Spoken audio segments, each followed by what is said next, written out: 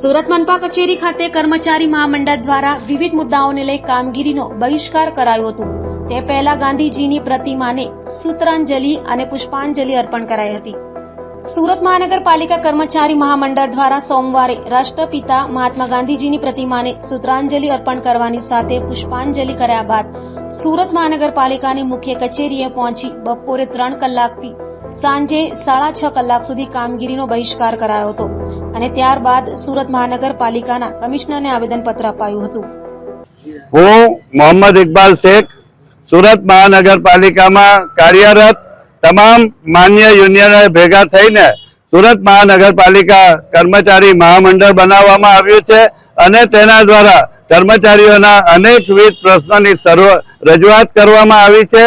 એ પૈકીના મોટાભાગના પ્રશ્નોનું હજી સુધી નિરાકરણ કરવામાં આવ્યું નથી, જેથી મહામંડળ દ્વારા નક્કી કર્યા મુજબ આજ રોજ સુરત મહાનગરપાલિકામાં ફરજ બજાવતા તમામ કર્મચારી અને કામદાર ભાઈ બહેનો બપોર પછીની અડધા દિવસની સીએલ રજા પર ઉતર્યા છે અને સીએલ રજા પર ઉતરી અને અમે મહાનગરપાલિકા ખાતે એકત્ર થઈને ખૂબ મોટી સંખ્યામાં આજે અમારા કર્મચારી કામદાર ભાઈઓ અમે આવ્યા છીએ અને આજે